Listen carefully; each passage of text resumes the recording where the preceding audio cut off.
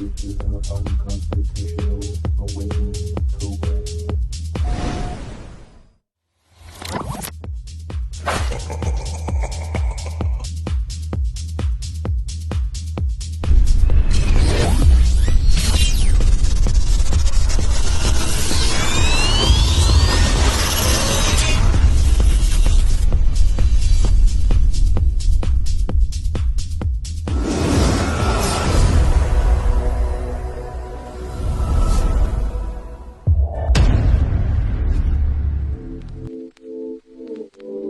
Liftoff will start in T-minus 10 seconds. 10, 9, 8, 7, 6, 5, 4, 3, 2, 1. We have ignition. Brought to you by KD Consulting Redesign.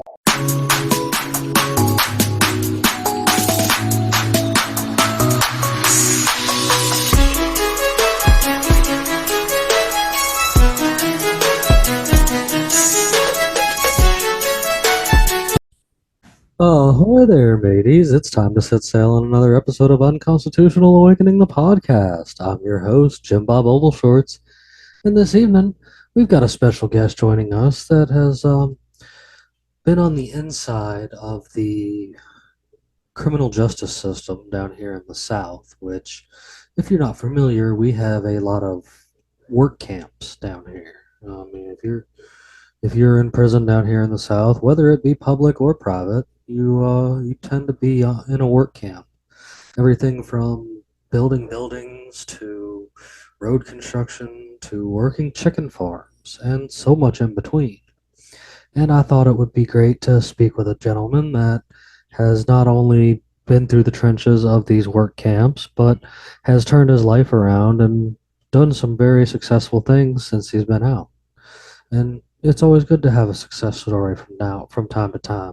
And things like this is good to hear about. You know, I'm an advocate for prisoners' rights, which that sounds a little controversial, but you know, those guys deserve rights more than you realize, especially ones that have done their time and got out. You know, I'm big into pushing for the rights of people in general, and criminals' rights are very important. So hopefully we'll have some good storytelling today. Maybe you guys can learn a few things. Of course, I'll make sure that you can get back to the guy and his personal training business that he now runs over there on your favorite website of all, unconstitutionalawakening.com. Your home for everything us. Of course, you got everything over there to find your favorite hosts. You can find all the links to watch and listen to the show. Even listen to the show right there on the website. There's links for our fantabulous merch store. And there's links to get back to our great friends in Liberty, Kirk Elliott, PhD, Peachy Key Creations, Ammo Can Survival, and my buddy Brett Pike over there with ClassicalLearner.com and Homeschools Connected. And as I've made mention here in the past couple episodes, we're partnering up with Jason Christoffs and his self-sabotage thing, or his saving yourself from self-sabotage program that he has. There will be a link for that with this episode. You guys are willing to check into that, man. That's a really wise guy. He does some great things, and I really think you should check them out, as well as check out the rest of our friends in Liberty. Of course, you can find all of that over there at unconstitutionalawakening.com. And I reckon it's just time for us to hop on into this mess. So you guys buckle up and let's see what tonight has in store. So, everyone, this is my friend I was telling you all about. This is Ike. Ike, how are you doing this evening? I'm well, thank you. Yeah. Oh, awesome. Fantastic. I'm so glad you could finally join us, man. You know, you've probably heard me mention him before in some stories on here about when I was the only person crazy enough to drive towards a hurricane to go pick him up when he finally got himself. Oh, he's the guy? He's the guy. He's the guy. About that, man. Yeah. There's Thank you. nobody wanted to pick my boy up, and I was just like, you know what? I will. I don't care there's a hurricane. I don't care they're evacuating it. Let's go. Let's drive that way and go get him. And I was the only person the only person driving that way. It was the last exit you could get off of before the highway was shut down because they were evacuating everything south of that for the hurricane. And I went and rescued my buddy because shit, man, he had to deal with. Listen, the system in Georgia, like I'm not going to name any exact ones because I know a lot about a few of them, but you want to talk about one that's broke and want to talk about one that's still stuck in a system of true slavery. It's the system of Georgia, and like I've tried to tell people this before, and I thought it would be a good idea to actually hear it from someone, and like that was kind of a little bit of why I invited you on here, man. You're willing to talk about stuff like this a little bit, and I know you've been through it, man, and I understand, and I think you understand too. Yeah. I think you understand kind of where we were going with this, and there's been a lot of talk recently in the news and stuff about what's been going on in Alabama with like the prisoners going on strike and stuff because they're tired of being treated like dirt. And I've been over here screaming, yo, you should see the things they do down here in Georgia because it's straight up camps down here, I think. Hey, you're talking about the Alabama. You're talking about Alabama. Yeah, I think it was Birmingham, where I don't know. They had a phone on the inside. Was it Birmingham? Maybe there were no guards. There were no guards inside. They went and they looked in the what would be like the command cubicles or the control centers or anything. There were no guards inside, and it was during the hurricane that just recently went through, and there was flooding and everything in the prison. And there was no staff in there? Yeah, no staff. The video's circulating right now. I think it was Alabama. I think there was no staff on the inside. None. No guards on the inside of just that one block. They might have been in the administrative center, but just in that one block, there were no guards, no nothing. Well, the tricky part is also what's the level of security of that prison as well. I would say, and that probably plays some. Even a minimum security, you've got a guard that makes a round or a guard that sits at the desk. Even in a minimum security, you've got a guard that sits at the desk.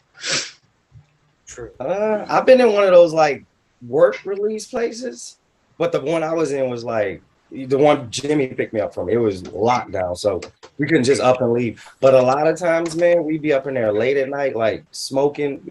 Everybody's just cool.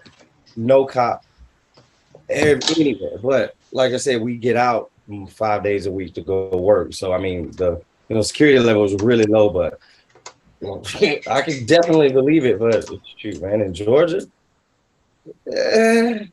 But if that's in Bama is a high prison state, just like Georgia, though. They live off prison labor. Like their economy partially well, look relies what on prison Kamala Harris was responsible for in California, keeping over 1,000 prison inmates. How much? That's for just 1,400 just from marijuana convictions. Just for marijuana. Keeping them past their release date so they could use them as labor for the wildfires. To be real, about 25%. Yeah, it's supposed to be illegal, but about 25% of the world's total prison population is in the United States alone. Like it's according to also this, because in China they just execute them. Sure, but according especially to this, now, it's 2.19 million prisoners currently in the system, and I mean, as I mentioned in the little opening segment of the show, that I'm one of those guys that'll stand up here and say that there needs to be prisoners' rights, and people are like, well, what do you mean by prisoners' rights? And I'm like, well, there should be a certain level of humanity that these people are treated with, on top of the fact that when you've paid your debt to society and you're trying to redo your life, I feel you've paid your debt to society. I do have another friend that I work with every day that is on a list because he had a felony for some stuff, but he's he's completely turned his life around, cleaned himself up, owns himself a nice house, yada yada, all that good stuff. But he can't partake in voting. He can't partake in owning a handgun legally and stuff like that because the government says so because of what he did in the past. And I'm just like, well, Actually, technically, you can own a Yeah. handgun if it's black powder, because those are not considered Sure. firearms. But you know what I'm talking Sure. about. You know what I'm talking Yeah. about.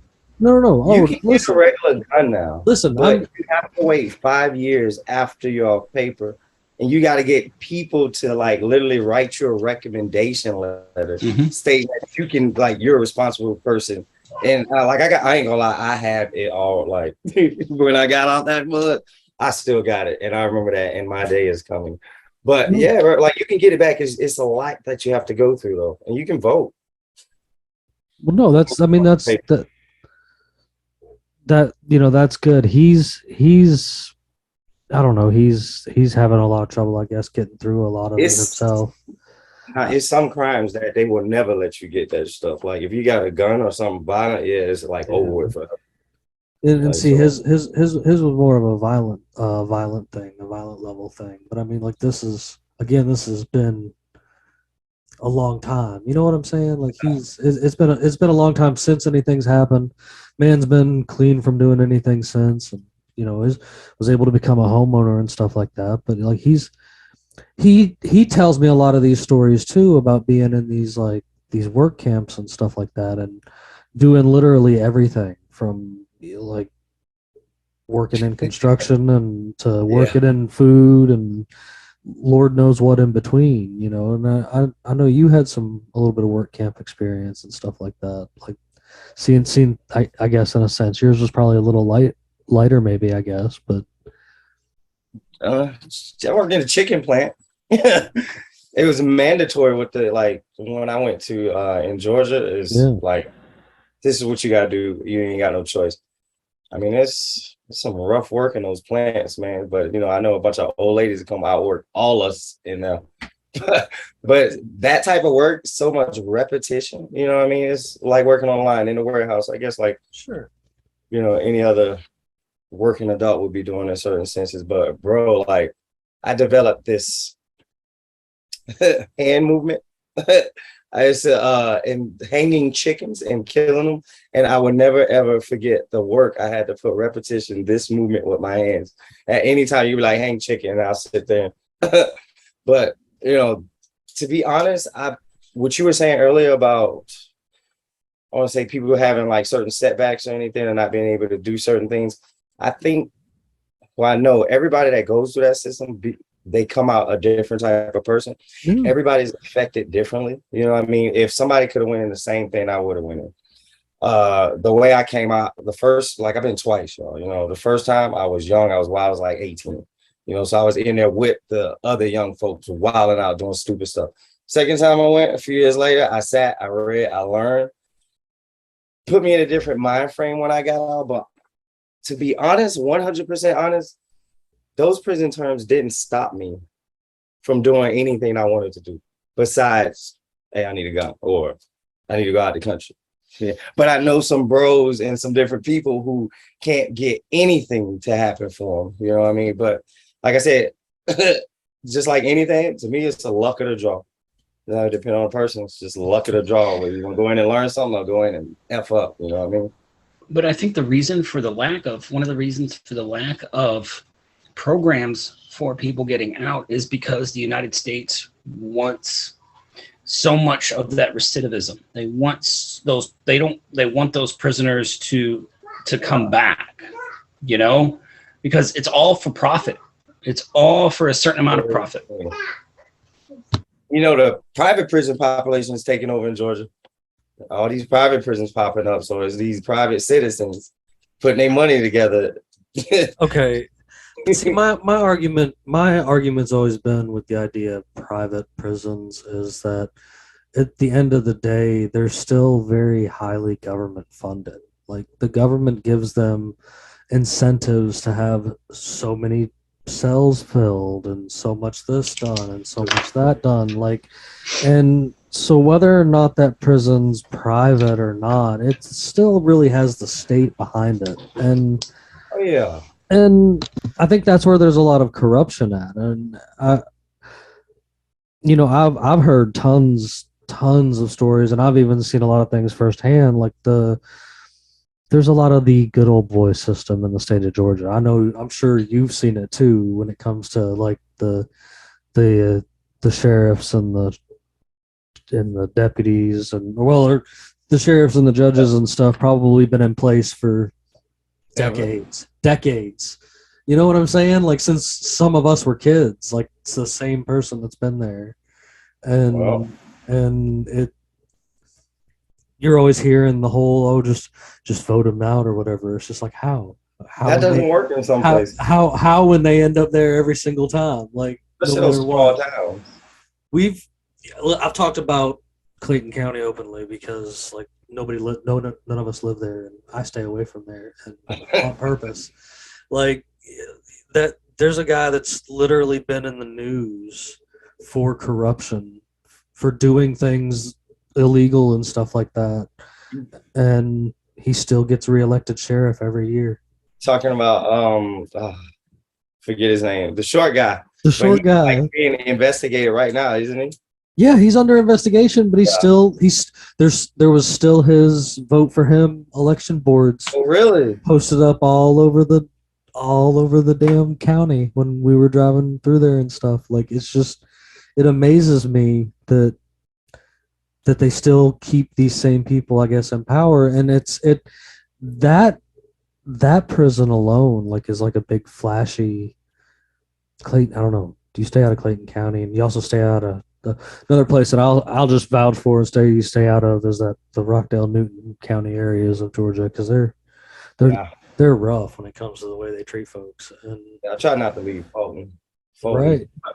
A lot of guys, I'm not gonna lie, I met on the inside. They talk about the corruption of Clayton County and the sheriff. I just can't remember his name, but I've heard like some stories of this guy doing some like real messed up stuff while he's arresting people. You know what I mean? yeah.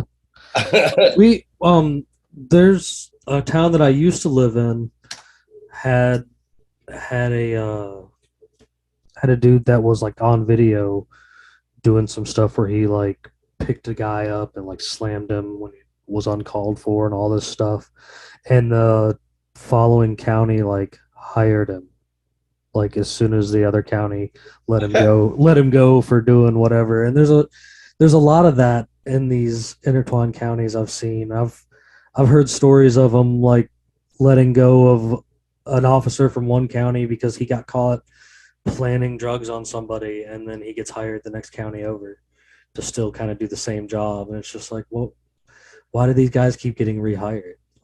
Like when they're clearly the ones breaking the law to begin There's no with. justice system. Come on, you know that. Victor Hill is the guy from Victor Clayton Hill. County. Yeah, Yeah. he's always on. He's currently under investigation for like some stuff where he was there during a stabbing or something. So Yeah, that guy. Let's just say I've heard he's old gangbangers. dude, my partner's been in his jail before too, and said that when this dude would come down the hallway, that everybody was supposed to like stand in like military lineup or whatever, and like face away from him while he walked past him and stuff. Like it's quite ridiculous, actually. I don't know. That's a big thing here, is that the system is broke. I mean, I don't know. I know you had to deal with a lot of things in there. Was there anything firsthand that you've seen while you were in there that you were just like, hey, wait a minute, like that made you realize the system was broke, or were you already on that before you got in trouble? mean, to be honest, the first time I went, I was young, so I wasn't like looking around for anything like that. I was just, let me get this time go by. That second time, the private prison, honestly, what really brought it to my attention, I had a guy who basically he would sit there and just read all these business books, and go through different things like how he hated the government. I'm like, he ain't even from here. You know what I'm saying? So it's like, how Jamaican guy. So how'd you, come up with all this stuff? These people, and how you save so much money backed into this, they would treat us like, I want to say, zoo animals. Once every 2 weeks, they're parading I guess investors looking people coming in, suits, ties, women, men, like all sorts coming in. We had attention. We got a yes, ma'am, no, ma'am type stuff. And like, who are these people? You know what I mean? There's like, they don't work for the states, you know. Come to find out, he's like, those are investors coming to see what their money look like in this place. You know what I mean? And like I said, every 2 weeks, these people got like folks coming in here. It's an investment group that runs this place. I cannot remember the name, but I want to say, God, I don't remember the name. But like you said, it's definitely all about money. That's all it's about is money. And same thing, if you're living in there, you got money, you're living good. If not, you know. Bill Gates is one of the biggest investors in the military industrial complex, in the prison industrial complex. Bill Gates? Yeah. We know that. Let's go figure. Why am I not surprised? Along with farmland and food and the prison system. Wow. He invested billions. Yeah, just amazing. Such an entrepreneur. He's out to save us, you know? To save the world. More than $2 million. The GEO group has invested more than $2 million into the private prison corporations. That's gone. That's like that. That'll sustain a prison for a few months. You mean 2 billion? Because 2 million. 2 billion or 2 million? 2 million. It's like peanuts for a prison. Yeah. Even a medium security will go through 2 million, and that was just the first thing that pulled that's up. not even in. Yeah. Hey, I want to say that's them, Jim. Yeah. GEO group. That's the group. Yeah. You are also looking in Bing. Yeah, there's your problem. Just look at Bing. Anything related to Bill Gates? Come on. Come on, Really? I'm giving it a try. I'll look it up somewhere else. But actually, okay. So that one that it's bringing up now that I'm sitting here looking at it, that was just to a Florida-based prison. So if they just put that much into one, they invested 2.2 million into a Florida-based prison down near Miami. So I would guess that this group is also investing into other private prisons because they've seen success down there. So but it makes no sense that these prisons are cash machines. It feels like it is an intentional method of extraction of wealth from the government, utilizing slave labor, and just giving it away to corporations. It's like the most ridiculous thing. It's like they're taking the money away from your pocket when you pay taxes, and then they're using slave labor, and then they're giving away this free labor to corporations because it makes no sense. Like, why are we paying these private institutions so much money? Yeah. It just makes no sense. This doesn't happen in any other country outside of China, which actually has gigantic prison camps with millions of people.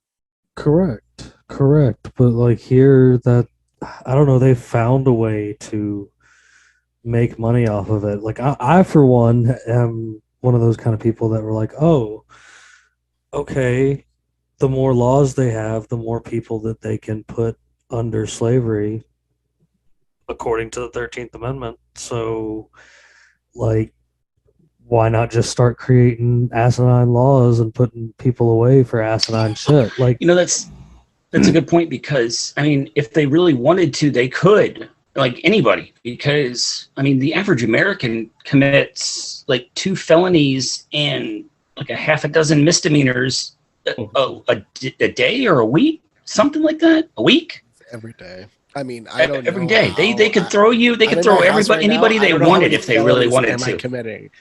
Yeah. Am I speaking about things? It's ridiculous nowadays. Like, what is it? There was one law. Remember, weird laws. The weirdest law I remember is rule of thumb actually means you cannot beat your wife with anything thicker than the thickness of your thumb. That's what. Yeah. And what, Jimmy in Georgia, you can't take your donkey for a walk on a Sunday afternoon down Main Street or something? No. You can't bathe your donkey on Sundays in the front yard. And it's Alabama that you can't walk down Main Street in high heels on a Saturday. But just it's the amount of laws that this country has that I think is like astounding, because just gun laws alone, I think federally there's like 20,000 gun laws federally. They're not applied. This is the weirdest thing. They're not even used. So this is like people are like, a majority of the laws that are on the books right now, federally, state, county, are not implemented. It's like, ridiculous. So I'll give you the simplest example: the Colorado case. What just happened in Colorado? Did you know that they were warned multiple times at the club shooting? They were warned multiple times about this kid. Oh, he got picked up for a bomb threat by the FBI knew about him. He got picked up for a bomb threat. Anything, and they were told, "Hey, he is in danger." They didn't do anything. That happened to the last like 3 or 4 like in a row. FBI knew about him, there like a weird and they got picked up. Yeah, I think there's a word for that. It's called incompetence. I think that can be the word. That can be the word of the. No, it really is. It's not what they want you to think. It's what it really is. I think that can be the word of the day. Like word of the discussion today is incompetence. Are we talking about the justice system? Incompetence. The prison system? Incompetence. Politicians? Incompetence. Local police? Incompetence. You know? I mean, the people that really belong in prison are not in prison, and the people that are in prison don't belong there. You know? Mm-hmm. That's the truth. What is it? 75% of the people in prison today, whether it's in jail, county level, state, that across all security levels, and even federally, and we can even include the military prison at Fort Leavenworth. 75% of them are there for non-violent crimes that they shouldn't even be in prison for. It's about three quarters, right? Actually, I think it was 60%. I don't remember, but it's up there. Like the people don't belong in prison. And we need space for the violent ones, because the violent ones are getting worse. The violent ones are the ones that get released. 9 times out of 10, they get released. Ike, you mentioned earlier that you were in like kind of like a light security type deal. So I imagine a lot of the people you were in there with weren't really violent offenders. Actually, yeah, they put violent offenders in those light places too. Yeah. Yeah. And the private prisons, going back to that, yeah, everybody's mixed up together. You know, so it don't matter there. No, there's no level 1 private prison or level 2, level 5 like state prisons. No, they mix them all up, man. Like, would that cause more violence? Would you say? Does that bring up more violence? Yes. Yes. Like when I first went in, I had a white collar crime. That's when I went in that last time, Jim. Man, like I'm in there with. Like, imagine walking into a warehouse, right, and it's just a big gang in there. It's whole bunches of gangs, like that corner. I got white collar crime, but luckily enough, I can blend in with the crowd. Let's just say, you know what I mean. But I've seen people go in there like little mouse, you know what I mean, like a mouse, get eaten alive by these people. Weeks later, they're in there gang banging, like. It's crazy how they mixed everybody up like that. The guy was telling us, kind of mentoring me, like teaching me how to learn these the business part of these corporations and everything. Right, he in there for white collar crime. I mean, we're in there with murderers, rapists. If somebody find out what you do, which we have phones in there, phones, knives in this place. I've seen bullets. You know what I mean? The police are bringing it in, corruption, everything going on. It's the world just secluded in a warehouse, you know what I mean? But yeah, like I said, I personally, just out of my experience, would rather be in a state prison than a private prison, and like a lot of guys who've been in both, I'm pretty sure they'll like say the same thing. Because in a state prison, honestly, you get a little more help from the government as far as like the laws. In these private prisons, it's a group of people who own these places. They don't give a damn about you. You know what I mean? Something happens, you got to go through the hierarchy in these things, which goes to a board of people who don't work for the law. They just running this place. Sure. Corruption, I mean, private prison is probably the worst place to be right now, rather than state, in certain senses, anyway. I remember in Puerto Rico, they used to call, like, because most of the politicians went to federal prison, and we just call it Club Fed, because I've heard federal air prison's pretty conditioning, nice too. cable TV, like they got all the fixins. And that's why everybody was like, what the fuck? They're just going to slap them with a little thing after they sold like $50 million. They're going to keep a few of the million because, they're going to find all the money. So, they're going to exit and be like, life back to normal. Or people, Rules for thee, not for me. I mean, I literally know politicians that were arrested for stealing millions of dollars and selling tens of millions of dollars of the people's money. And they have TV shows. Right after they get out, they get TV show deals. I'm like, what the fuck is wrong with you all? Why are we listening to a criminal, like a convicted criminal that was a person that took your money that you worked your ass off and gave it to his friends? Well, yeah. I mean, when you start getting on those, millions of dollars political level like that, like that's. I mean, in New York, it's billions. I'm just talking about the low level things, but here it's billions. Sure. No. Yeah. No. I'm sure it is up there. It's. But I think it's like that in a lot of these places, and I really think that they're. The government is also, where you're saying like the state prison, it's a little more strapped down. In a sense, I've still heard of a lot of corruption in those as well, just in a different way. I guess it's a lot more open in these private prisons. And the thing I was saying earlier is that there is incentives there to keep those private prisons filled, whether it's from private investors or even the state with certain amounts of things too, because there is certain state numbers and stuff involved in this as well. And I see this as like a workaround for a lot of things, because you're right with pointing out back there a few moments ago that those guys are definitely there for a job. They're not there to follow any kind of law or anything like that. Like they're just there to make sure you're not, getting out. Like, I mean, pretty much like that's all they're doing is show, in a sense, like there's a difference in a prison guard and a beat cop, like all day long. Like I'll even tell you that too. Like usually those little guys that are prison guards couldn't actually. They're more of a security guard than anything for the most part. They have teams of stuff and things like that. Like I'm not sure what you've witnessed in there again too. Like I've got oodles of stories and stuff, but like when things get out of hand, basically a SWAT team comes busting in there with like shields and stuff like that. Marching and shit. Yeah. Yeah. All kinds of things like that. Ridiculous, man. And you're right. Like it can not even be for that major of a deal, and they'll still come just busting through there.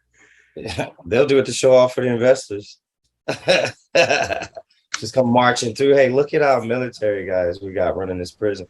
You know what I'm saying? That's the only time you see them, when they come marching. Like when I say marching, like you would literally think these guys are in some kind of parade or something. They got their batons, the shields, and like we're like y'all practice this. Like y'all not practicing beating our asses if we get wild. You guys are practicing marching around, yelling cadences. So I mean, I guess it comes from a military style intimidation or something, but it's the funniest thing to see, man, to be honest with you. One of the funniest things. And bro, like when you said some of these guards just there, B guards, remember I was in a workplace, I had a cell phone. We ain't supposed to have cell phones. Guy caught me with it, right? I walking down the hallway up to him. He's like, yo, you want your phone back? I'm like, yeah, man. Give me $50. $50, bro. Damn. A guard told me that. And he gave you your phone back? Yes, I paid. I mean, at least he gave it back to you, bro. Like, what did you confirm? Did the deal go through? Yes. Okay, confirm. It did. It did. I was right on time. I'm like, okay, well, some of you guys are cool then, I guess. Like, and I'm definitely not trying to like put you on the spot or anything, but like, what kind of, I don't know, as far as like the officers or guards, like what kind of corruption have you seen? Like Like even if you weren't a part of it, just anything you might have caught a glimpse of or something. Not again. Oh man, the stories you hear, the stuff you hear is all true. I mean, when I first went, I was 19, and I was hit on by plenty of them women in there. Like, oh, they, you know what I'm saying? So it's easy to smash one of the security guards. You still see it to this day. You know what I mean? They bring you whatever you want. Like I said, that's how the drugs, that's how guns get in there. That's how knives get in there, through the staff. You know, they looking for that easy check. Like you said, it's a job. And I always imagine if I ever took that road and was a security guard myself, and because I had the opportunity at 18 to be a security guard at a female correction center. And my mom was like, no, I would have been corrupted. I would have been. So, you know, just imagine, you know, some of these women that come in there and you're around like all these dudes, and some of the dudes even doing it too, they'll bring it. You know what I mean? They're in there for a check, you know. Attraction hits them. They want the money. Did you met anybody that had really good abilities with orifices and how they could transport? Yes. Yeah, man. Like, shit's crazy. This, like, I've never seen somebody pull nothing out their ass, but the prison wallet. Like, and some of these dudes are admitted too. Like, wait till I come out this bathroom. I got this, that, and it's like, what the There hell, is man? stories of I read one that a guy had gotten in a 38 revolver stuffed into his ass and got it into prison. Shit. Not kidding. That cavity had a workout. Wow. Like, bravo, sir, because that's a... Because I'm like, even if you take apart certain things, the main frame of it is pretty big and weird in shape. I mean... I believe it, though. I definitely believe it. Yeah, you know, that's... You know, it's funny you had said that you made something, a comment that I think I've heard just about anybody and everybody that I know that has been in the system is that, yeah, those stories you heard are true. And I, you know, it's wild to believe that. And I don't know, a lot of people out there, I know, especially that watch this and like the BitChute base and the people from over there on the Red Pill Project, they're kind of for the system. I guess they think the system works. And like, it's something I've always been kind of passionate about, is trying to be like, you know, no, it's been a long time broken. You've got the same, and in reality, the same kind of people that are just in there trying to get a check are really the same kind of people that are out there on the street writing citations and arresting people for whether it be an out tail light, whether it be missing your court date because of that out tail light, whether it be a plant, which I know it's changing slowly in different places, but in the South, it's still not changing like people like it is for St. other Louis, people. Like that's a big problem in St. Louis because it's multiple jurisdictions inside of one city. So It's the Metro Incorporated. Yeah. It's a mess. So there was a story of one person that got into a lot of trouble because they got 4 different tickets for the same problem in one night. In different little county cities or whatever. As they had to go home. I've actually had that same kind of harassment with deals before, and I was broken taillight. Like, you may or may not remember this, but I had this ridiculous truck that I drove for a little while, this Amigo that it was Jeeped out. It didn't have the proper roof or doors or anything. It was a Jeep. And, you know, I drove it for the longest time. But one night on the way home from work, I got pulled over by the county and city of the county that I worked in and the county and city of the county that I lived in. And they were right there beside each other, and like all within 2 hours of each other for the same thing. It was a taillight. And it was just like, I know you guys hear each other on the radio. Like, I know you guys heard that this ridiculous ass truck was pulled over. Like, and told that his taillight was out. Like, why do you have to keep harassing me throughout the night? Like, and people find it hard to believe, but I fit. I mentioned this before too. I fit some kind of profile and have for a long time. You wore a hat. You know, that's part of the problem. Oh, by the way, if you haven't heard about this, if you wore a hat, especially if you wore like a regular baseball cap, while you're driving, you will statistically be stopped. Yes. Yeah, I actually looked this up to try to disprove you, Luis, and I actually can't disprove it. It's even in some police handbooks that I found when I was digging around, that as one of the things. It's a known bias because they can bias you from very far away. So I see a person with a hat in a car. I can see that from like 400 feet away easily if they have no tints on. Yep. Tints aren't automatic. You're gonna get stopped. If you don't want to get stopped, don't get really dark tints. It's not rocket science. And down here they use tint, definitely, and for sure the hat thing. But it shouldn't be like that. Of course it shouldn't. It should not. Of course they shouldn't have that expressed bias. My whole thing is, I can't count how many. In fact, I think I've said it so much that Jimmy has actually started repeating it. Cops should have a stick, a pad of paper, a pen, and a whistle, and that's it. They should show up to fill out a report, and that's it.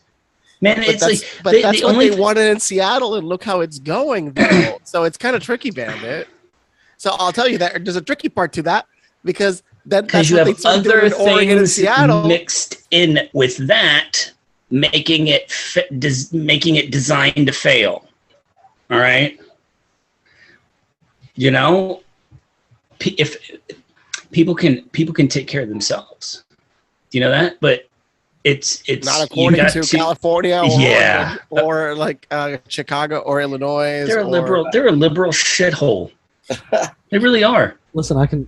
If you got rid of all of the major cities in the United States, we would be in the top 10 safest countries in the world. I mean, that includes also red cities, but yeah. Absolutely. No, it doesn't. It includes no red cities. What's that? You're thinking strictly of per capita. What are you saying, Mike? You got to get rid of the people though too, because if you just get rid of the cities and not the people, they go into the other places. Yeah. Hey, people are messed up, and some people deserve to be in prison.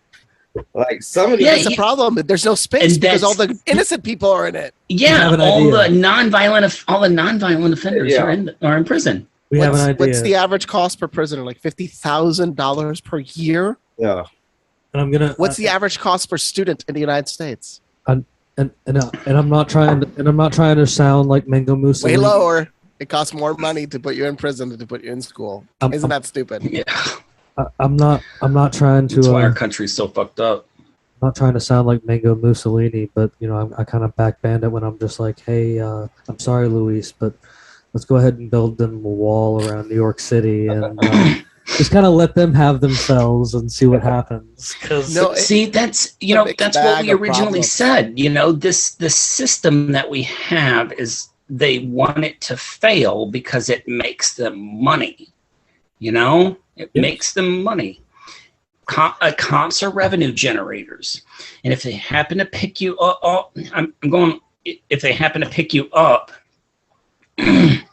You go in and you can't bail out.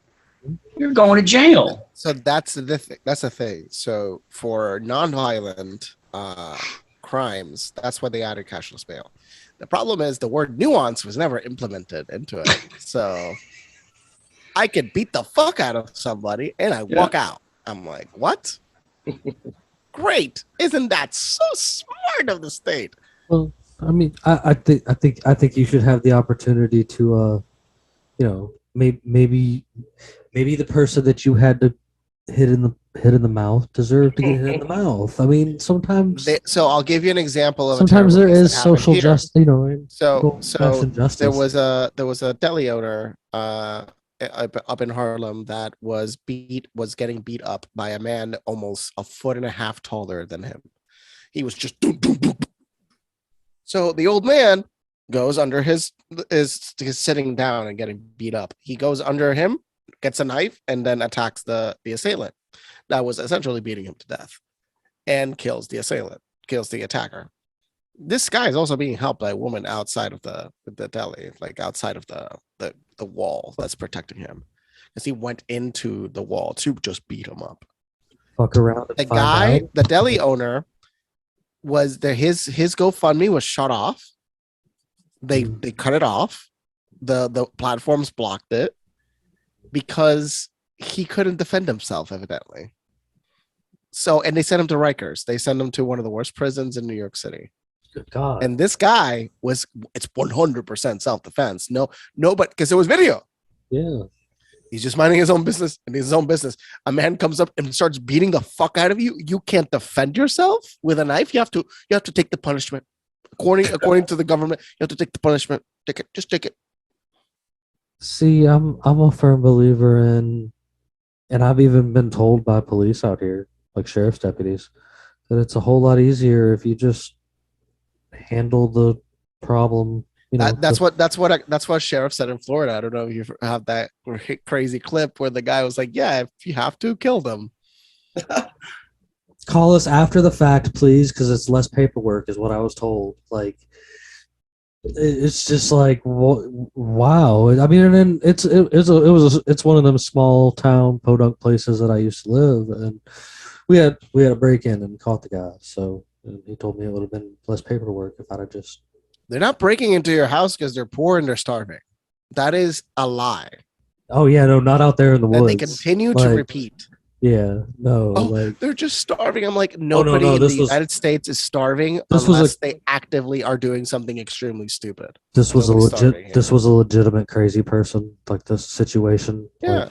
Like, dude showed up drunk and causing problems late in the night and broke my kid's window and shit. And like, yeah, like it was a whole scene. But then my old lady called the cops quicker than I could pull the trigger. So I didn't want them to hear the boom while she was still on 911. No, I mean also the shock of them knowing that you shot someone is not good for their minds. Exactly. So we'd rather never ever fire the trigger. You do want to hit him with the head, like just hit him with the gun, lose the head. You know, but he did. He straight up, the officer straight up told me, he was just like, it'd been less paperwork for me if you'd have just handled the problem yourself. And I was like, fuck. Like, really? Like, I'm that far in the woods already? Like, yes. First of all, you don't want to clean up the mess if it happened inside of your house. You know how much hydrogen peroxide you would have needed?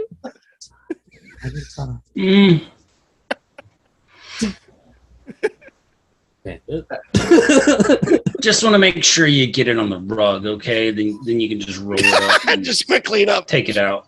Yeah, quick clean up, man. Oh, but get it on the rug.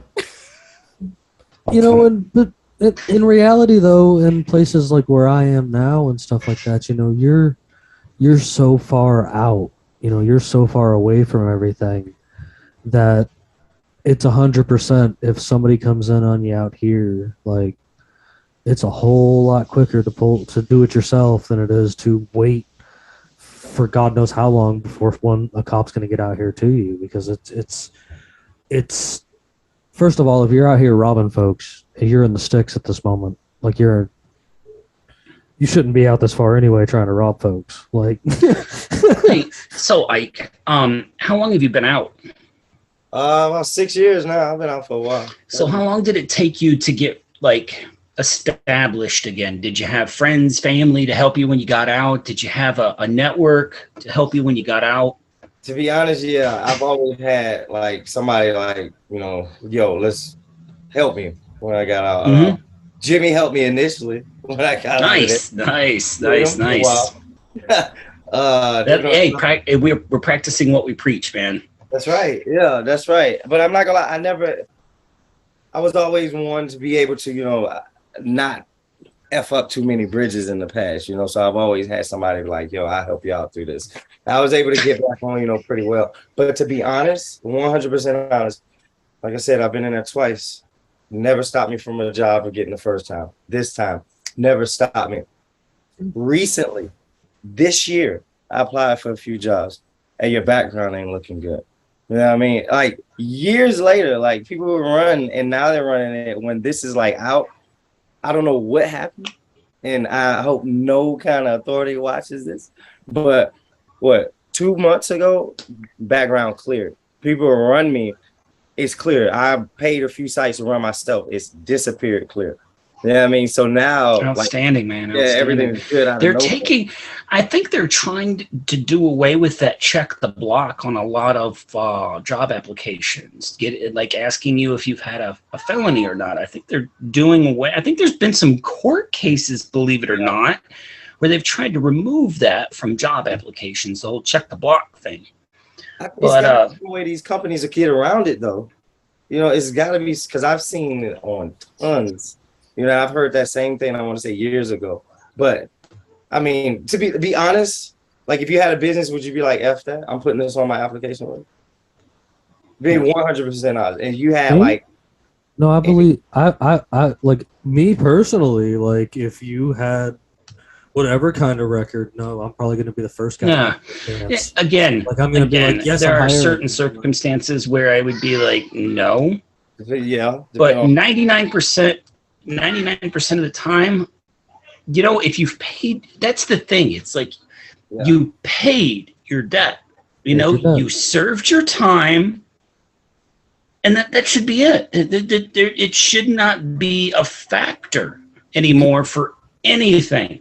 Because you should have all of your level stuff that can you should have all of your rights restored. You really should. Well, all right, just a good example is and it's not too often because the construction scene is what it is. You know, there's always a way around for a different construction company for this, but there's some of your higher up, say, plumbing companies like in the state that if you have a criminal background like that, like they're even if it's something small and mild or whatever, like ridiculously mild, like they don't want to have nothing to do with you. They don't want to hire you. And people get resorted back to jobs where they're either getting paid under the table or they're going back to like restaurants and stuff like that a lot of the time. And of course, you know, you can't make ends meet in those two scenarios, truthfully, because, you know, when they're paying under the table, they're like, well, I'm paying you under the table. I can kind of pay you what I want, and there's nothing you can really do about it. And the restaurant's paying you squat, and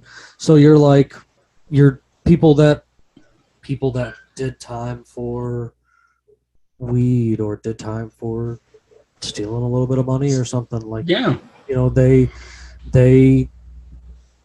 are frowned. You know what I'm saying? Like they're I don't know. They're kind of pushed back towards that. Tempted back towards that lifestyle. You know what I'm saying? Yeah. That's what causes recidivism. Because of the system. Yeah. Yeah, is when people cannot get out of prison, get established, get their life back on track. When people can't do that, when they're not allowed to, by that very system that is supposed to be helping them, when they're not allowed to, when they're not allowed to, that's what causes them to resort back to crime. Is they can't make ends meet. They can't get their life back on track. So they feel mentally that's the only route I have is to resort back to crime. That's it. That's what they want. You know? Exactly. It's designed to fail here. Just you look at know what Biden did. He put 1 million more people in prison. Yeah. This is what Georgia does. Hey, take this prison time, and then I'm gonna put you on probation. And then I need some money while you're on probation. And then I need you to see me every week. You know what I mean? And you're going to wind up. Possibilities. Some of the most corrupt are probation officers, man. Yes. Probation and parole officers are some of the most corrupt people. Because they were like, if you don't do what I say, or if you don't pay me, you are going, I'm going to send you back on the dumbest thing. Yes. Yes. Yeah, it really is ridiculous, man. I mean, it really is. It also the probation system, right? There's the good and the bad. There's reasons why it exists, right? And then the problem is who looks over the probation officers, and that the state oversight is not very good. They're part of the state police. They're part of the state police Yeah. And the thing is, I think that when it comes to those people, they should actually also be body camped. Oh Also, yeah, yeah, 100%, yeah. man. 100%. They should be recorded. Yeah. And once we get changes like that, and I am for a police officer, whenever he's on duty, that camera cannot be turned off. You go to take a shit, it's on. You go, you literally go take a shit, it's on. No matter what. I don't disagree with that. Like the moment you clock in, that camera powers on. Should be running. If the camera is underpowered for more than 5 minutes, you are off duty. And anything you do, I like that. But still, it's such a simple law that could be passed. It literally would be 1 page long. It does not matter because they fight to withhold body cam footage so much. Oh yeah, I know, and automatically all body cam footage becomes property of the people. Immediately, we should be able to watch it live. No, I mean, yes, but what I mean is, there are certain cases that really there's no need to publish it. So obviously there's nuance, right? So for example, no. If you're gonna do a little bit, you're gonna do all of it. Well, this is what I mean. The footage from a crime scene of a murder of a family and children. You can find it on 4chan. Yes, but I know what you mean. But there has to be like levels. Like that one, well, they just have to make a request and it automatically is given. That's it.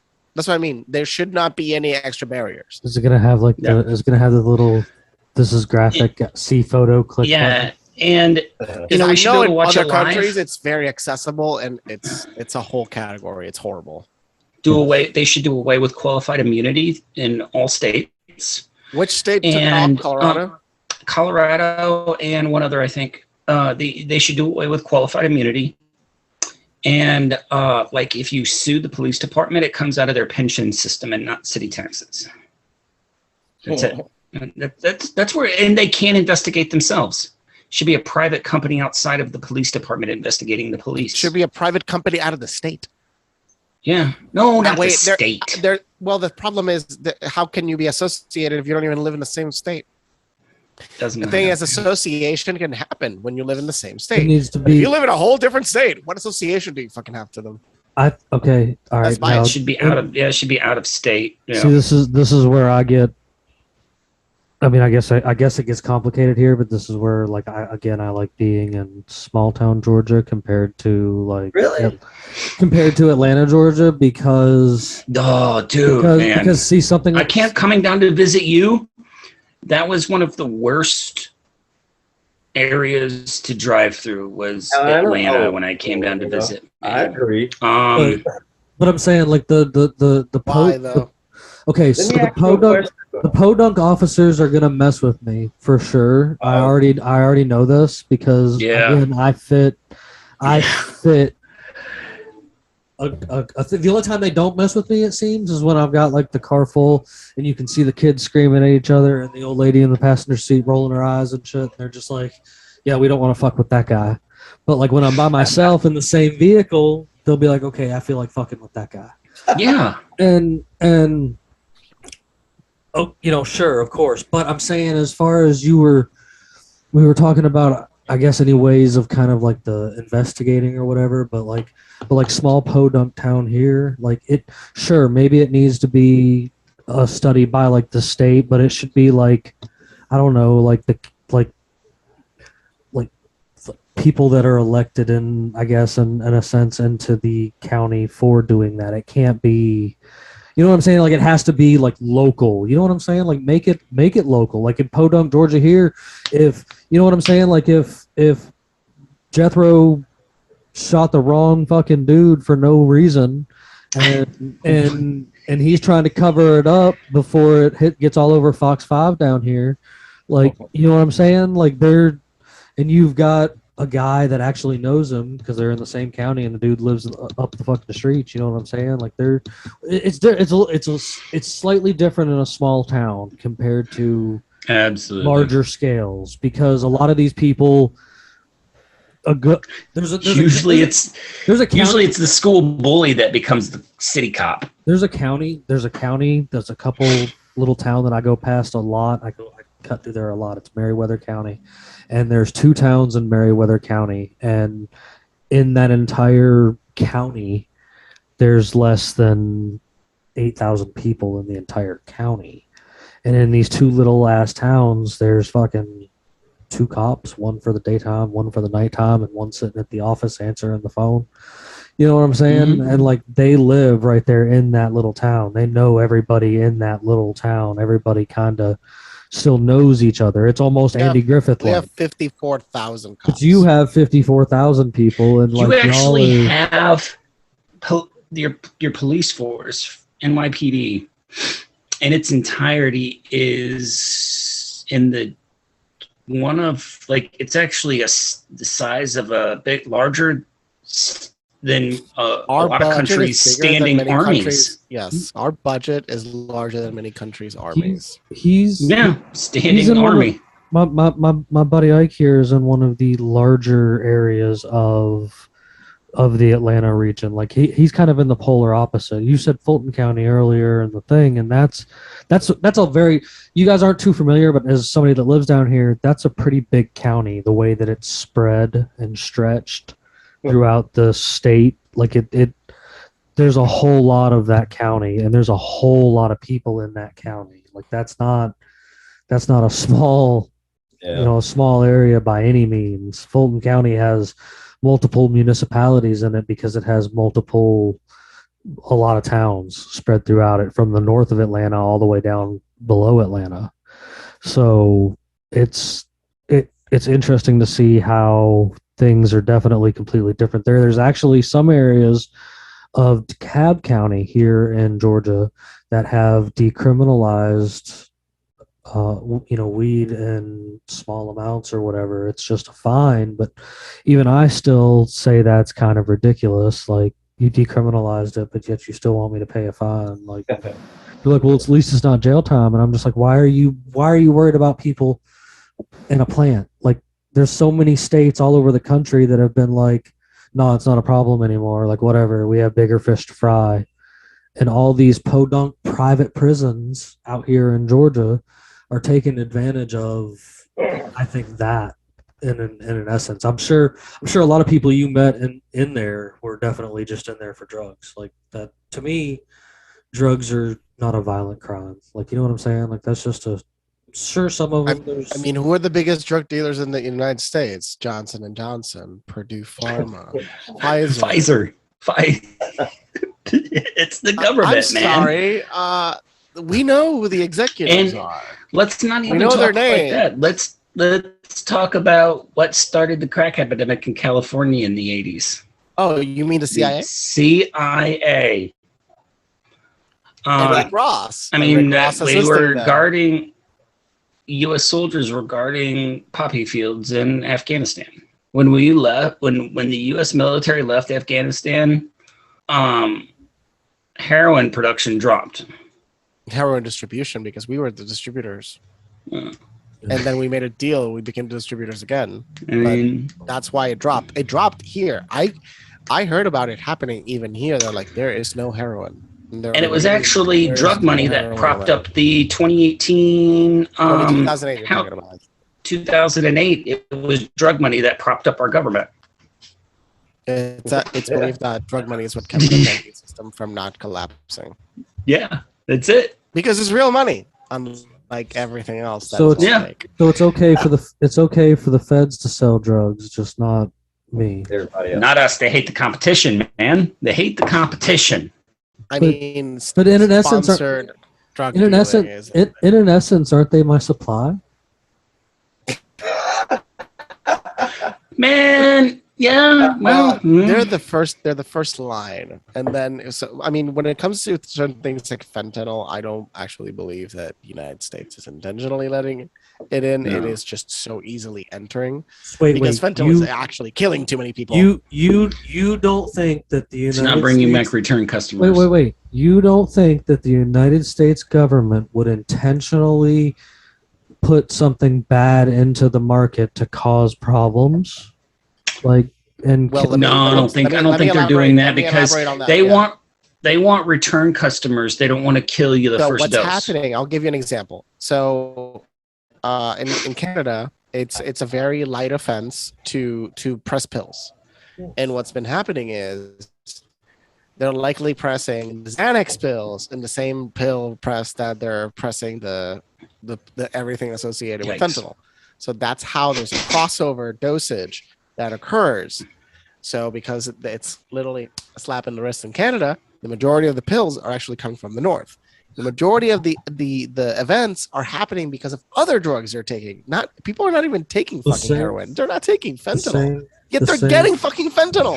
It only takes a dusting of fentanyl to kill you. Because you have no tolerance. The same government that fed children radioactive oatmeal, that sprayed countries with LSD. We're not getting on that, Jim. No, I agree. I agree that there is those valid points, but the reason I am mentioning specifically fentanyl is because of that. Now, if you want to talk about cocaine, yeah, we are still likely associated with the cocaine trade. What do you think they call it? Cocaine Mitch McConnell. Yeah. Because he had ships multiple times found with tons of cocaine inside of them. I've always felt he's an embarrassment to the state of Kentucky. Dude, he stole your elections in 2020. He 100% stole the election. He is an embarrassment. All politicians are an embarrassment, but the turtle is ridiculous, man. I mean, he must have dirt on everyone. Yeah, that thing under him. That's literally everybody's filled with. That's everybody's dirt accumulated in his throat. And his glasses, he can see the dirt. He can see every inch of dirt. But like the propaganda, man. Okay, but like the propaganda you get when they were talking about people that were getting sick from different kinds of weed, or they were getting listen, or getting kids getting edibles and stuff like that. My first thought is, okay, if you're getting anything that's tainted, straight up, if you're getting anything that's tainted, it's got to be rooted back to some kind of, hey, we've got to. This is just where my brain goes. We've got to kill off a couple people with something bad, and we're just going to let it get into the mix. You know what I'm saying? Like they don't seem to have a problem doing it. But it's become so erratic. It's become so out of control because the thing is, at the end of the day, heroin is an addictive substance. Yes. An extremely addictive substance. Yeah. Fentanyl is won't even argue that. Addictive. Yes. And it was a pharmaceutical driven addiction that I would argue, in your point, it is state driven addiction. In when it comes to the pharmaceutical level, 100% on the pharmaceutical level, 100% the United States government knew the scale of the addictions that they were pushing. They've done it before. Why wouldn't they know this about heroin? Did you say Quaaludes? I've never tried that stuff. No, it's just it's not supposedly that's what they found when the Georgia Guidestones were blown up and they demolished them. Supposedly, what they found, like 7,000 Quaaludes in a box. That would be amazing if they did. Base troll. Like so like what since you've been out and stuff, you've said you've had a couple ups and downs and stuff. How are things going for you now? Like, now that you've fought through the system, like, has everything been better now, I guess, on your end? Yeah. Like, did you learn your lesson in the state, or did you, you're still going to go cramming? No, I learned my lesson. Honestly, I forget it times I've even been to prison. It takes something to remind me, like, oh snap, yeah, I did go to prison. You know what I'm saying? Like, I ain't been in trouble with the law. Like, that's how straightforward in a sense. I mean, that's good though. I'm definitely not here to say the programs they have work, because I mean, they got people in there fighting to get into programs. It's like people want to change their lives, people want to do better, but they ain't got the programs for everybody to fit in. Because I mean, prison saved a friend's life. He said, had he not been arrested, he would probably be dead. So I mean, there is some element of reform that comes, but he did give me that one tip: if you go to prison, say you're Muslim. Interesting. Don't do that, man. Don't do that. Don't do that. I'm gonna say this. Like, I hope, like, if like your friend ever watch, I hope he don't, like, if he Muslim, he don't take offense to this. But a lot of them are in there because they want to be associated with a gang, but don't want to actually say they're in a gang. Oh no, I mentioned that just because of the food. Oh. I'm talking about the government. I'm not talking about the prisoners. Just the government. oh. You can go kosher food, which is slightly better than the regular crap. There you go. That's it. How much better though is the question though. Way better. What was It's like relatively real. you mentioned earlier that you would much rather be in the in a state prison over a privately owned prison. What was there? I guess you were younger when you did the state prison. Yeah. So you didn't really take too much notice, I guess, to things around, but or did you compared? Yeah, well, because you'll sit. I mean, when you're in there, all you get to do is sit down and talk, or just think to yourself. So, you get more freedom in a state prison. In a state prison, they'll give you what pretty much close to what your rights are. You know what I mean? You get to go outside and breathe this fresh air once a day, or twice a day, or whatever. In a private prison, they will let you out if there's no security thing going on. If we got enough people, if we feel like it, pretty much. Man, I didn't like just say I was in there, man. I went in there at times where I couldn't go out. We didn't go out in what, like 3 weeks, 4 weeks, and being in a warehouse with a bunch of other personalities, that fucking sucks, man. You know what I mean? State prison, these folks will go out, the state workers, they guarantee get paid, but these private prisons, like I said, it's people in there that's like, don't give a damn, bro. And they running this. They just got money. I mean, just think of evil people with money, higher ups. Exactly. I want to see folks suffer. Like, private prisons suck. They feed you what they want. You know what I mean? They can feed you when they want. I think you remember that time when Georgia got pitifully snowed? Like, this was in 14 maybe? And the snow was, bro, we didn't eat for a full day. They went in there, and we got phones. So we can talk to other people in prison. People in state prisons are eating regularly. Bro, we didn't eat for a full day in there, bro. Holy crap. I mean, no matter how many grievances you write, nothing is going to the state. Nothing is going to like a state authority in these places. Like, we could, if all of us had maybe $1 million, we can get one. And these grievances come at us. And you'd be sitting here, I'm smoking weed. Fuck this guy. You know what I'm saying? Like, it needs to be regulated, like you said. There's need to be some kind of government like agency that regulates these places, because I'm sure they are backing it a little bit, like you said, but they ain't backing it when it comes to real issues unless like people are getting murdered constantly. It's the weird situation of you really don't want the state to be involved in everything, but then then we'll oversee. So in the libertarians, I've never asked a libertarian what's their opinion on prisons. Actually, that would be an interesting question to pose. I think they go with the nonviolent aspect. Like, all nonviolent offenders should be out, and prison is a specially reserved place for your. It should be reserved for violent people. Yeah.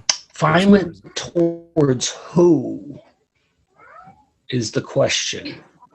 I mean, generally expressed violence is it's a question, right? Because it's about who. It is because what if the people that take vigilante justice into their own hands and kill like their child's killer, that's violence. Should they be in prison? I mean, if the general that's the problem of the general consensus says no. And we have the internet. It happens. We have a discussion that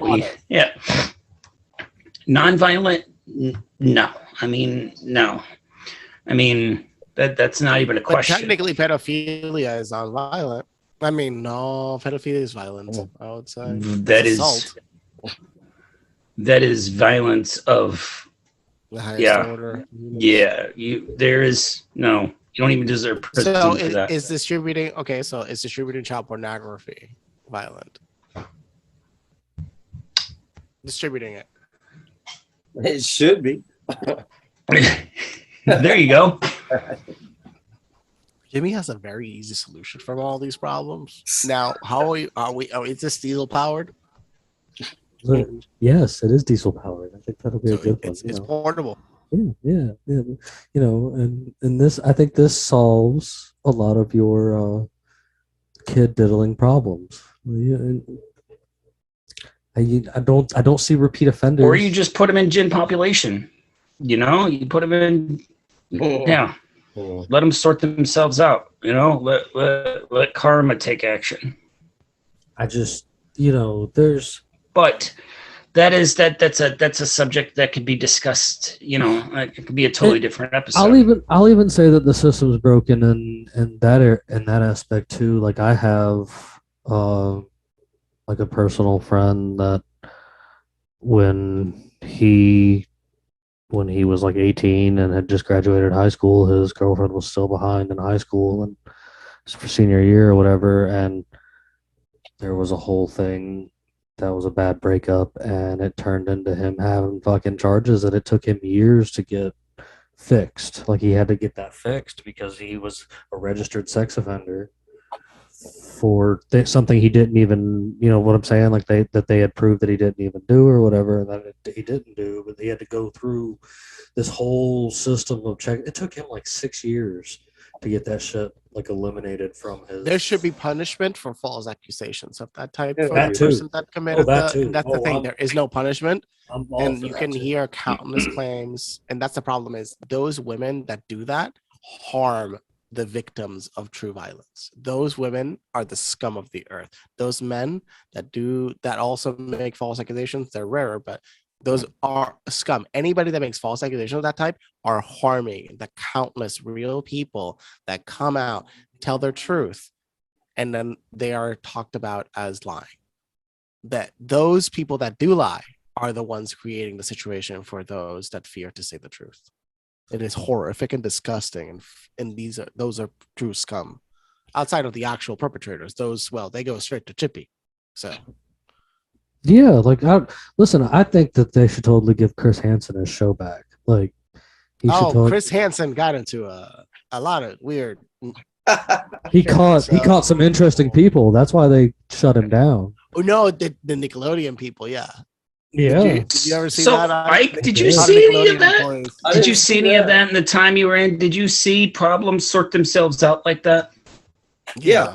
What we're talking about like just put them in a mix and let let karma take action. Well, how did they tell people? It's like, by the way, this guy was they can find out, man. They can find out. They'll get on the phone. Exactly. And talk to their because everybody that comes into the system, you can it's public knowledge. Like you can look up their what they're in for online, and they'll do like a phone call, and they'll ask a family member or a friend to get on the computer and look up this guy's info and see what they're in for. If they've got their suspicions, they'll look up their info and communicate it back, and there you go. You can look up anybody's like word moves fast what they're in for.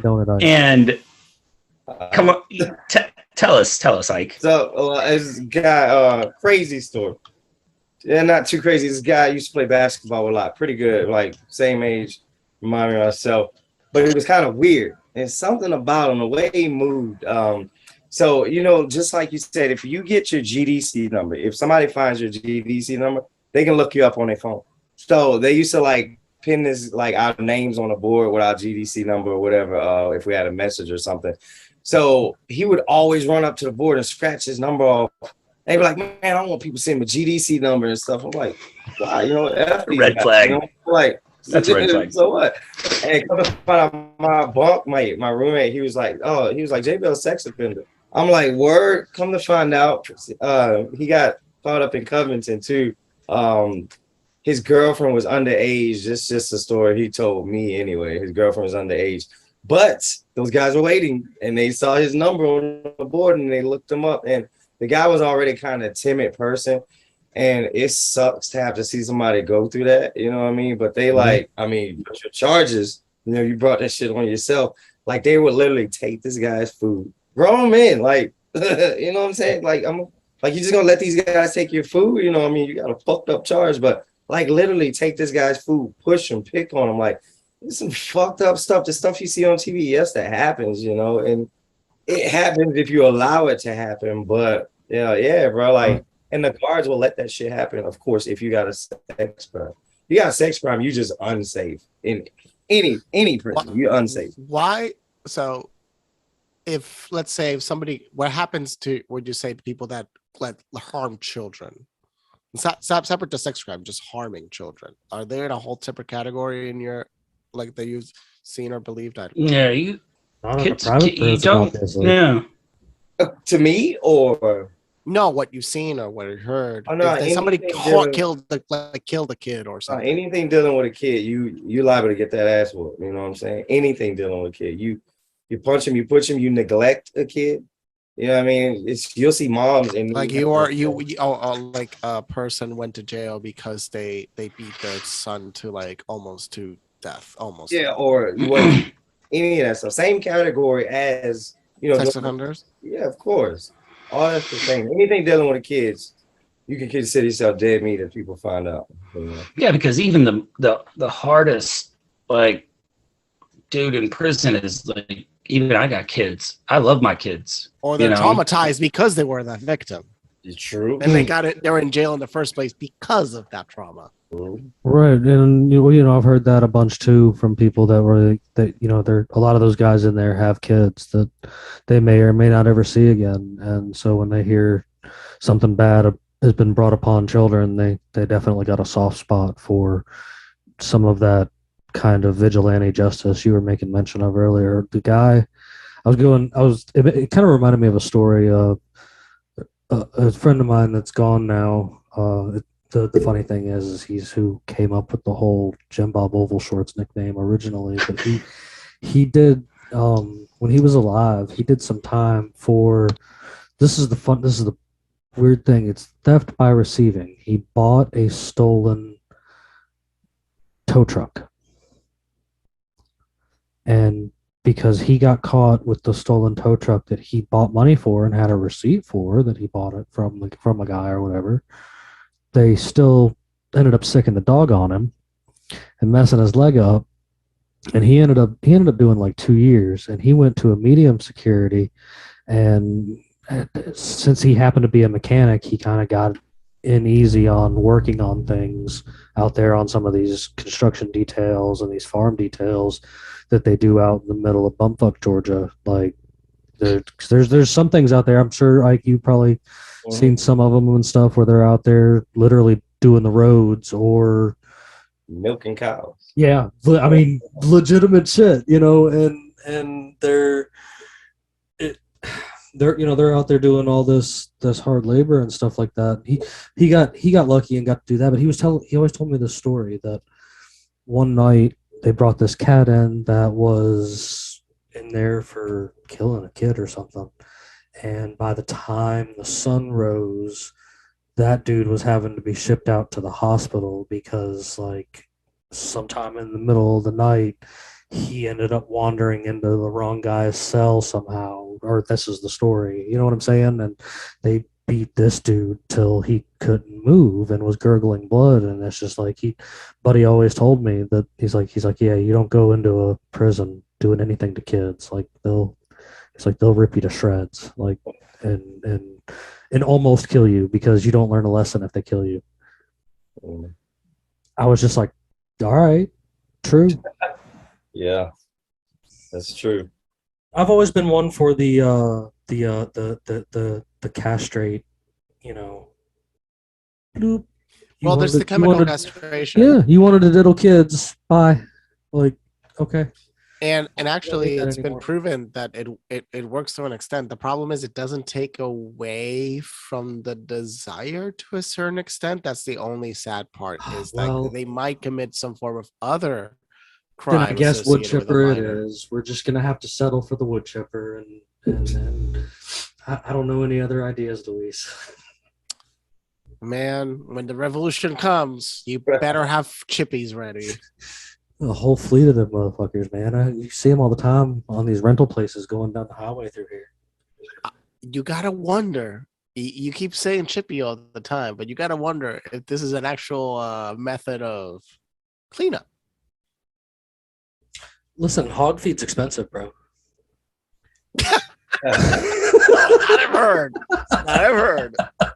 That I have heard.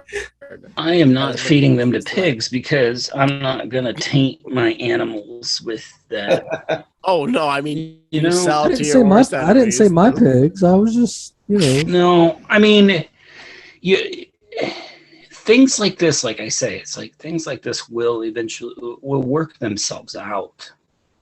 You know, I think so too. I mean, I'm- with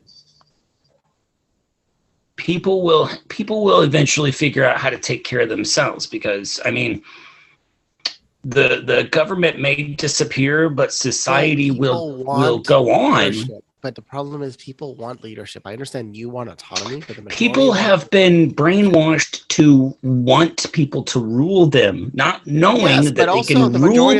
They can rule themselves. Bandit, they want to be ruled, though. That's the problem. Yeah. Remember, Bandit, you're gonna join in with Lyman, and y'all are gonna become the supreme rulers of Anarchtopia, which is known as Montana. Yeah. It's I mean, but the system, you know, there is that. Like, that's a big thing that I will say out of all of this. The trying to use the broken system to fix the broken system is it's not working. Laughable. Like it's there's got to be a better option, I think. And we gotta start hitting reset buttons nationwide. It's the not a lot. You gotta I like the way you say that, man. Because, you know, so that was something else that kind of brought to my attention. You had said earlier there's a lot of these laws that aren't, all these laws on the books, and so many of them aren't used on the regular until they can find a reason to chalk it into your charges. You know what I'm saying? Like you get. Well, that's why Arizona has been actually expunging laws. So they have expunged, a few years ago, I heard that they expunged 2,600 laws from their record, and that they're constantly eliminating laws. And I feel that nationwide, that needs to be a primary prerogative. Like what senates and councils and all these groups, what they actually have to focus on is deregulation, not more regulation. We'll see. In the discovery of deregulation, you discover useful laws because they don't even implement half the laws they have. So might as well use the laws you have and eliminate the laws that you don't need. But that's kind of like what I'm kind of alluding at, though, too, is like when they do find, you know, they pick up somebody on something ridiculous. Like I think it's ridiculous to pick somebody up and bring them to jail because they missed their court appearance for an out tag light. Like I think that's a little bit much. So you get a bench warrant. So you get a bench warrant, and then they pile more shit on top of you. Yeah, because they happen to find something. And that's the war on that's exploitation. That's like how the state of Georgia. Here's a great example: is even though this isn't what it is, just because you have the empty cigarello wrapper in your vehicle as trash, it's drug paraphernalia. And they can search me automatically because of that. Yes. Even though I actually know people that smoke swishers by themselves. Like that, people do exist that do, but because there's a empty swisher wrapper that you miss your trash can with and it's laying in the floor, that's probable cause. Right? Yeah, I'm not. Mike's laughing because he knows. I'm not lying. I know. Or smoking tobacco. They have actually, states have actually started to do away with that whole that is cops probable cause to search your vehicle as I smell marijuana. They are actually taking that away from the police, using that as like a reason to search your vehicle. Good. Which is a good thing. I mean, yeah. So, well, you know, before we get ready to wrap up, I always like to go around the table and ask if there's anything good from everybody, Ike. So you're the guest this evening, so I'd definitely like to start with you. You got any last minute words of wisdom for the folks out there listening and watching at home? Yeah. Take it from a guy who's been down twice. No matter what happens, you can always bounce back unless you do some shit with some kids. So that is where those. Yeah, there you go, man. You can bounce back strong and hit the ground running and take off. Whatever you want to do, just don't do that dumb ass shit. Luis, you got anything for us tonight? I second his motion. Don't ever fuck with kids. Or really, Chippy will be your friend. And a lot of people in the revolution in a couple of years are going to start using Chippy full time. I'm telling you. I mean, China's about to go into revolution. Iran's about to go into revolution. We're going to be in a revolution very soon. So expect drastic changes coming. Chippy's going to be on hard, like just every day, got to be hard working. Gotta clean it all up somehow. Bandit, you got anything for me, bud? No, man. I third that motion. Well, I'm gonna fourth it because I can't agree with that more than anything. That's probably some of the wisest words to come on the show there. But I do appreciate you coming and hanging out with us tonight, man, and giving us a little insight. You know, I want you to know that as somebody that's known you for quite some time and been around you, I think you've come a long way, and I'm quite proud of you, bud. So I wish you keep on trucking. And you know, like he said, man, you can always bounce back, man. Yeah. Don't let anything hold you back, especially the state and their nonsense. Like that's right. Especially when you find something you're good at. So, and you guys know with me, before we get out of here, I've always got to have something good for you. So, did you hear about the one-handed pirate who heard a rumor that a group of skunks were going to sink his ship? He fell for it, hook, line, and stinker. You guys have a fantastic night. Thank you.